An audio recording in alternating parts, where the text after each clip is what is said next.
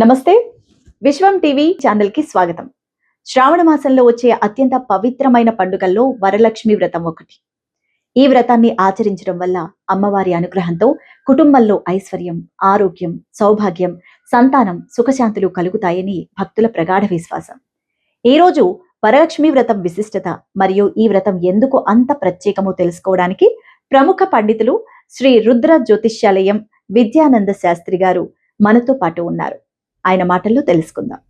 విశ్వం TV channel ప్రేక్షకులందరికీ కూడా శ్రావణ మాసపు శుభాకాంక్షలు, నా యొక్క నమస్కారాలు తెలియజేసుకుంటూ, నేను మీ శ్రీ విద్యానంద శాస్త్రి. ఇప్పుడు ఈ శ్రావణ మాసము ఆరంభమైంది. అసలు దక్షిణాయనం అంటేనే పూజలకు ప్రసిద్ధి. ఎందుకనంటే ఈ శ్రావణ మాసంతో పాటుగా తర్వాత వినాయక చవితి అని, దసరా నవరాత్రులని, కార్తీక మాసం అని, మార్గశిర మాసం అని, ఇవన్నీ కూడా పూజలకి విశేషమైనటువంటి ప్రాధాన్యత ఉన్నటువంటి మాసాలు వస్తున్నాయి. అందులో ముందుగా శ్రావణ మాసము అనంటే మహాలక్ష్మి. మహాలక్ష్మి అనంటే మనిషి యొక్క స్థితి, ఉనికి ఈ మహాలక్ష్మీదేవి యొక్క అనుగ్రహము చేత మన యొక్క స్థితి, ఉనికి అనేది ఆధారపడి ఉంటుంది. ఎందుకు అనంటే ధనం మూలం ఇదం జగత్ అంటారు. ఈ ధనం అనేటటువంటి దానికి అధిదేవత, అధిష్టాన దేవత మహాలక్ష్మీదేవి. కాబట్టి ఆ మహాలక్ష్మీదేవి అనుగ్రహం లేకపోతే మన ఉనికి ఎక్కడి నుంచి వస్తుంది? మన దైనందిన జీవితం ఎలా గడుపుతాం? కాబట్టి మహాలక్ష్మి, ఈ మహాలక్ష్మి అంటే ఎలా ఉంటుందయ్యా, ఎక్కడ ఉంటుంది అని అంటే మన ఇంటిలో ఉన్నటువంటి ఇల్లాలు రూపంలో ఉంటుంది అని పెద్దలు చెప్తారు. మనం ఈరోజు ఇలాగ ఉన్నాము అని అంటే అందుకు కారణం భార్య కాదా? మనకు పెద్దలు చెప్తారు, ఇంట గెలిచి రచ్చగలవమని. అంటే ఇంట్లో భార్య దగ్గర ప్రేమ పొంది గెలవండి. ఇంటి గెలిచి అంటే ఇంట్లో వాళ్ళని కొట్టి కాదు, తిట్టి కొట్టి కాదు. ఇంట్లో భార్య దగ్గర ప్రేమతో గెలవండి. అప్పుడు మీకు తప్పకుండా సమాజంలో గెలుపు, విజయం అనేది వస్తుంది. కాబట్టి శ్రావణ మాసము అని అంటే మహాలక్ష్మీదేవి యొక్క ముఖ్యమైనటువంటి మాసము. ఇంకా దీని గురించి వివరాల్లోకి వెళ్దాం. గురుజీ, వరలక్ష్మి వ్రతం యొక్క అసలు ప్రాముఖ్యత ఏమిటి? ఈ వ్రతాన్ని ఎందుకు శ్రావణ మాసంలో చేస్తారు? అంటే మనకి అష్టలక్ష్ములు ఉంటారు. అష్టలక్ష్ముల స్వరూపమే వరలక్ష్మీదేవి. వరలక్ష్మి అని అంటే వరాలు ఇచ్చేటటువంటి మహాలక్ష్మీదేవి. ఈ వరాలు ఇచ్చే మహాలక్ష్మీదేవి ఈ నెలలో ఎందుకు పూజిస్తాం? ఉట్టప్పుడు పూజించకూడదా? లేదు, ఈ వరలక్ష్మీదేవిని ఉట్టి మాసాల్లో ఎందుకు, మిగతా మాసాల్లో మనం ఎందుకు పూజించాం? అప్పుడు మహాలక్ష్మీదేవి అంటాం, ధనలక్ష్మి అంటాం, రకరకాల నామాలతో అమ్మవారిని కొలుస్తాం. అయితే ఈ నెలలో ఏంటి అని అంటే శ్రావణ పౌర్ణమి, శ్రవణం నక్షత్రంతో కూడినటువంటి పౌర్ణమి. ఈ శ్రవణం నక్షత్రంతో కూడినటువంటి పౌర్ణమి అంటే శ్రీ మహావిష్ణువు యొక్క వెంకటేశ్వర స్వరూపము. ఆయన యొక్క జన్మ నక్షత్రము శ్రవణ నక్షత్రం. ఆయన నక్షత్రంతో కూడినటువంటి పౌర్ణమి వచ్చేటటువంటి మాసము కాబట్టి ఈ మాసం మహాలక్ష్మీదేవికి చాలా ఇష్టము. అందుకు ఈ మాసం ఎవరైతే మహాలక్ష్మీదేవిని ఎక్కువగా పూజిస్తారో వారికి వరాలు ఇస్తుంది. అందుకు వరలక్ష్మీదేవిగా ఇక్కడ నామధేయమైంది. అది కాకుండా భవిష్యోత్తర పురాణంలో చెప్తారు, మహాశివుడు పార్వతీదేవికి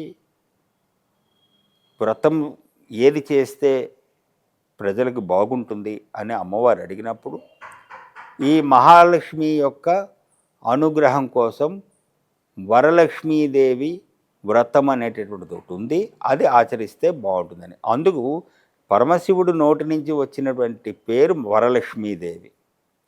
కాబట్టి ఈ శ్రావణ మాసంలో వరలక్ష్మీదేవిగా అష్టలక్ష్మీదేవులు కూడా మన ఇంట్లో కొలువై ఉంటారు. వరలక్ష్మి వ్రతాన్ని 2వ శుక్రవారమే ఎందుకు చేస్తారు? వరలక్ష్మీదేవిని ఎప్పుడు పూజిస్తాము అంటే ప్రధానంగా మాసమంతా పూజించవచ్చండి, తప్పేమీ లేదు. అయితే ఈ వరలక్ష్మి వ్రతం అనేటటువంటి దానికి ఏంటంటే పౌర్ణమి ముందు వచ్చేటటువంటి శుక్రవారం, శ్రావణ పౌర్ణమి ముందు వచ్చే శుక్రవారం, అది ఏ తిథైనా తప్పు లేదు. అమావాస్య అయినా ద్వాదశైనా ఇవన్నీ మనం లెక్కలు కట్టుకోవాల్సిన అవసరం లేదు. అష్టమన ఏమి లేదు.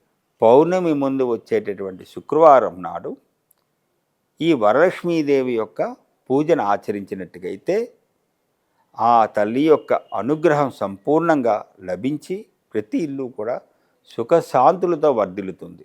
అందుకు శ్రావణ మాసపు పౌర్ణమి ముందు వచ్చేటటువంటి శుక్రవారం నాడు వరలక్ష్మీ వ్రతం ఆచరించాలి. అయితే ఏదైనా సందర్భంగా ఏ స్త్రీకి ఆటంకం వచ్చినా ఈ 4 వారాల్లో ఏదో ఒక వారం చేసుకోవచ్చు. కానీ అవకాశం ఉన్నంత వరకు అందరూ కూడా పౌర్ణమి ముందు వచ్చేటటువంటి శుక్రవారం అనగా ఈ నెల 21వ తారీఖు. ఇక్కడ చాలామంది ఈ సందిగ్ధంతో ఉన్నారు, 21వ తారీఖా 28వ తారీఖా అని. 21వ తారీఖే ఈ నెలలో, ఆగస్టు నెల 21వ తారీఖే వరలక్ష్మి వ్రతము చేసుకోవాలి. వరలక్ష్మి వ్రతాన్ని పురుషులు కూడా చేయవచ్చా? ఈ వరలక్ష్మి వ్రతం అనేటటువంటిది వ్రతము అనేది ఇక్కడ ప్రధానంగా ఇది స్త్రీలకు చెప్పబడింది. ఇది పురుషులు ఆ స్త్రీకి, భార్యకి సహకరించండి. వారి పూజకు కావలసినటువంటి పదార్థములన్నీ కూడా, పూజా సామగ్రి అంతా కూడా అమర్చి స్త్రీకి సహాయపడండి. వ్రతము చేయవలసింది మాత్రం స్త్రీయే. ఎందుకనంటే కథలోకి వెళ్ళినప్పుడు చెప్తాను వివరాలు, ఇంకా పూజా విధానంలోకి వెళ్ళినప్పుడు. కాబట్టి ఈ వరలక్ష్మి వ్రతం అనేటటువంటిది స్త్రీలకు మాత్రమే. వ్రతానికి కావలసిన పూజా సామగ్రి ఏమేంటి గురుజీ?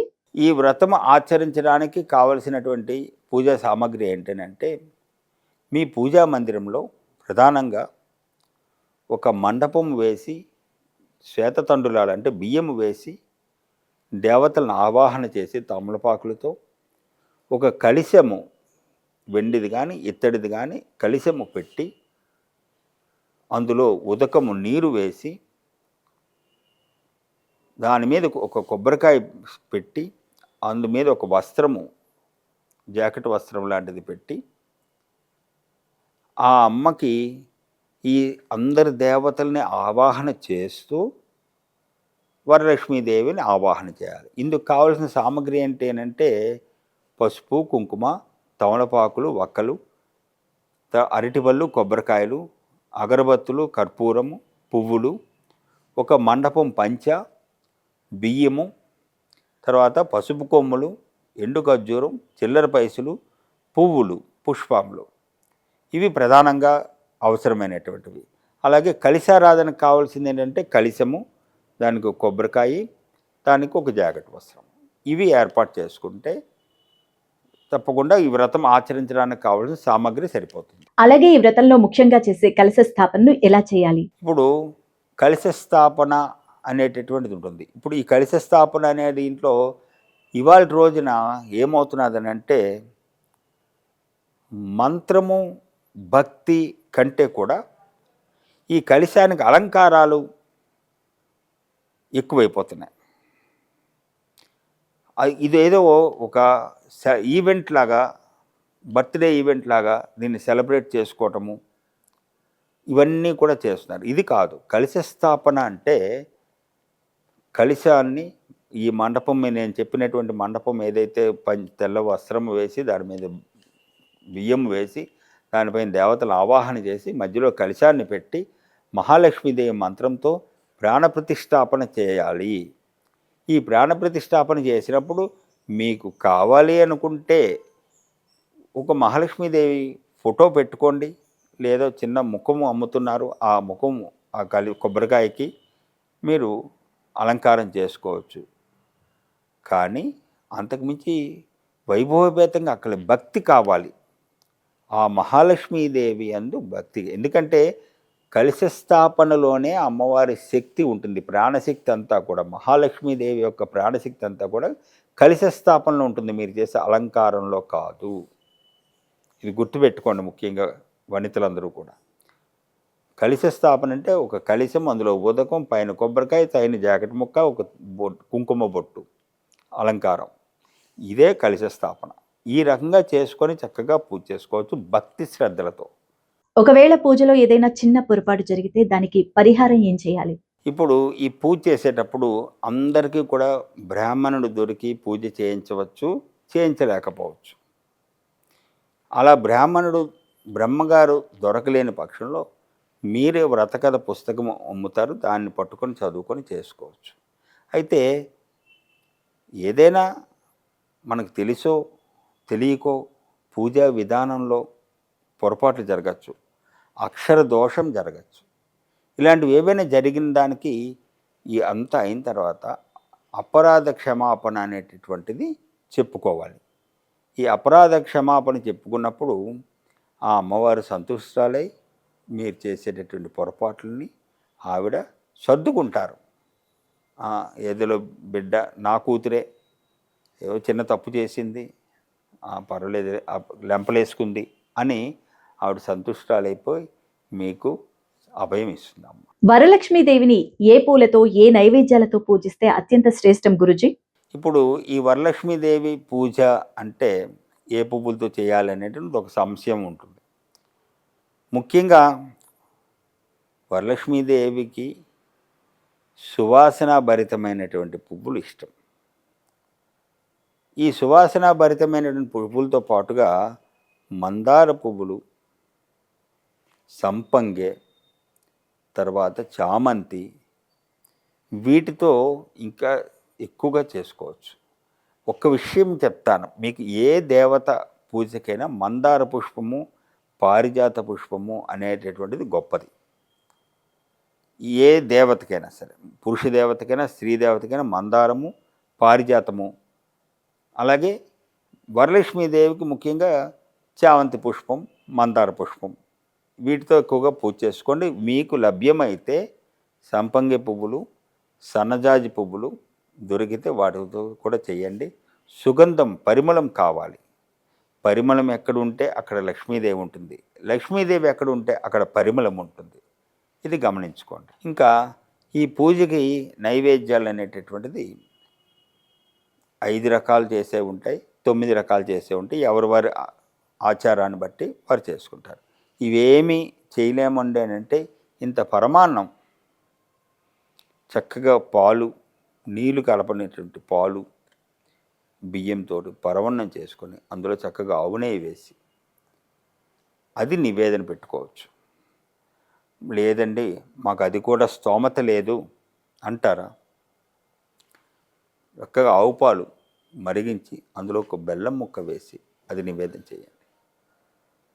ఏమి నివేదన చేశారనేది కాదు, ఎంత భక్తితో నివేదన చేశారు అనేదే భగవంతుడు చూస్తారు. ఇంటికి సౌభాగ్యం అని అంటే కేవలం పసుపు ఒక్కటే కాదండి.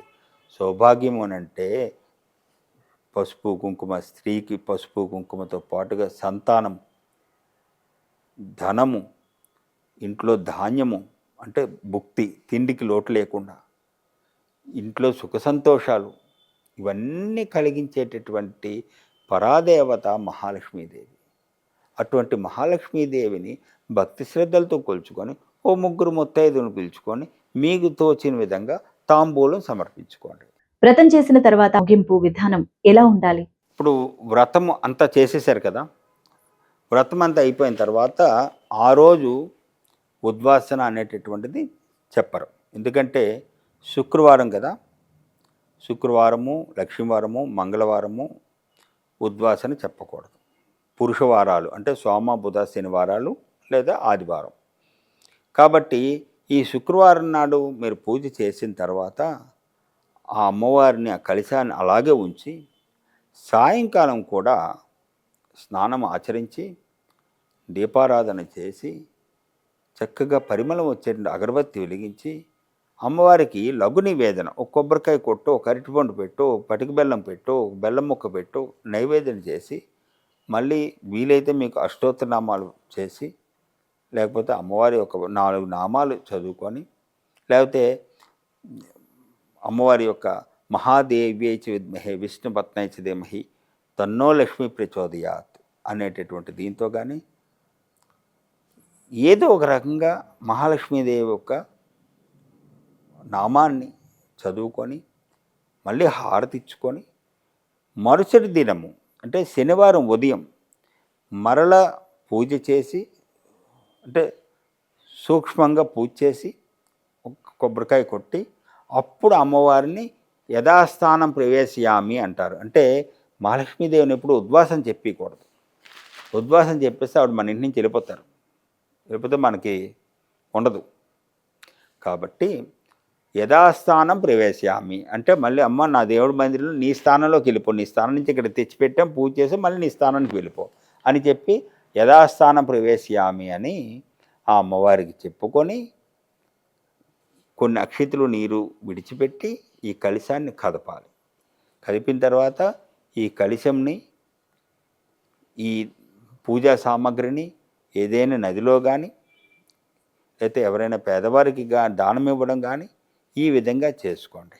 చేసుకున్నట్టుగైతే మీ వ్రతం పరిసమాప్తం అవుతుంది, సంపూర్ణమవుతుంది. ఈ విధంగా ఈ శ్రావణ మాసాన్ని ఇంతమంది దేవుళ్ళ యొక్క అనుగ్రహంతో చక్కగా అందరూ కూడా పూజలు చేసుకోండి. భక్తి శ్రద్ధలతో పూజలు చేసుకోండి.